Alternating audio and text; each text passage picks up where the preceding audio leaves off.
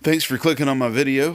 I'm going to see how long it takes you to guess what it is that I am watercoloring. Don't cheat and skip ahead or anything like that. Just watch and enjoy and see how long it takes you to figure it out.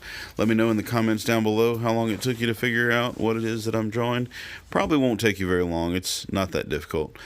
But thanks for clicking on my video, and thanks for subscribing if you have. If you haven't subscribed already, please hit the subscribe button and don't miss an episode.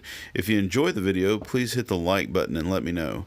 Also, if you got any questions or suggestions, leave them in the comments down below.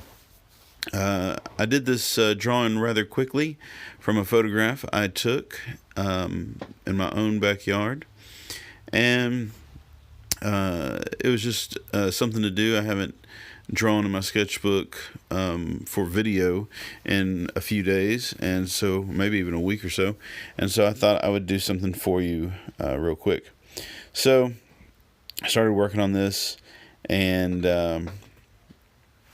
this morning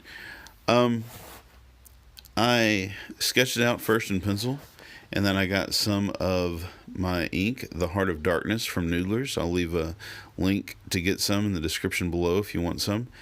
Got some of The Heart of Darkness and a pen, and started kind of outlining everything in and doing a little hatching and shading and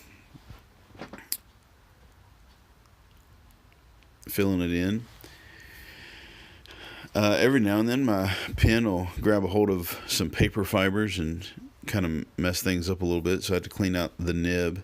I'll also leave I'll leave a link in the description down below of where you can get some of this, some of these pens. That'll be in the link down below.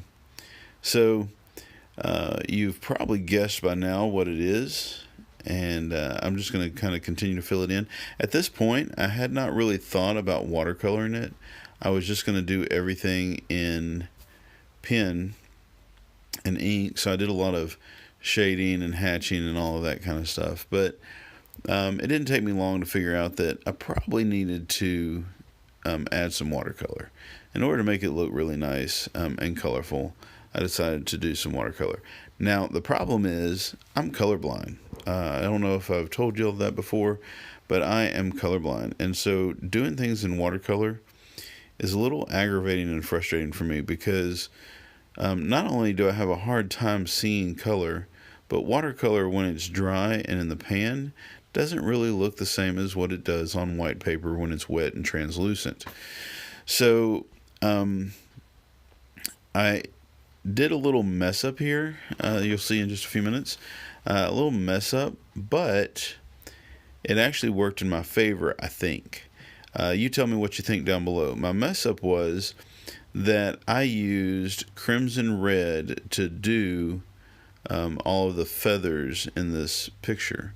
We have these chickens, and all of our chickens are different colors, and my wife talks about the reddish ones and the buff ones and the brown ones and all that, and I thought that these chickens had kind of a reddish tint to them, the one that I'm using as a reference photo. I thought that it had kind of a red tint, and the red in my tray is extremely dark. I mean, for a moment I thought it was brown, or for a while I thought it was just brown. I just couldn't decide. I finally decided that it was red and that I would use it, and so I started using it right here. You can see me doing the feathers, and I started adding all of these red feathers.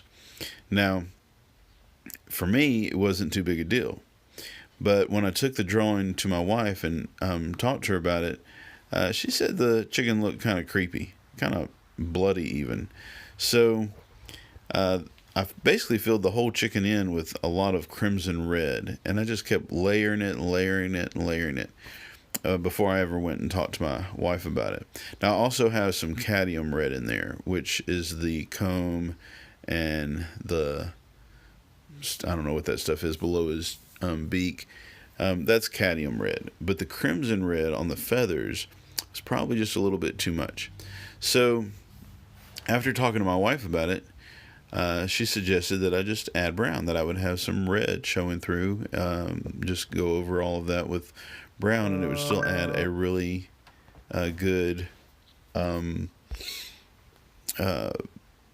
color to it. It'd have more color than the chicken actually has. So basically, after I did all of this, the background and everything, I went and talked to my wife about it, and she suggested the brown. So I just went over everything in brown, all the chicken feathers in brown. I think it turned out pretty good. Again, I'm colorblind, so you may have a totally different opinion. Did I fail? Did I pass? Is it pretty? Is it colorful? Is it too much? You let me know down in the comments below what you think. So I do like the way the background turned out pretty well. So keep that. But like I said, here I go going over everything with the brown. The brown was also helpful because some of the white of the feathers, there were some white feathers, that white got toned down quite a bit, and I think that was better. The white was too much. So anyway, let me know what you think down in the comments below.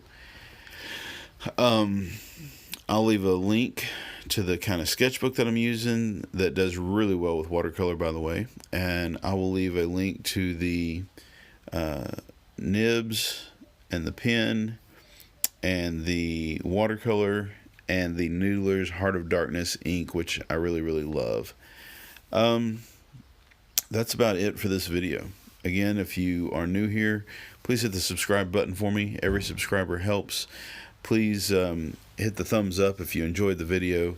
And anytime that you click on an Amazon link at the bottom in the description, that actually helps me out. I get a commission from Amazon if you buy from them through. So as you can tell, I'm very colorblind. Talk to me about it in the comments down below. And until next time, love you.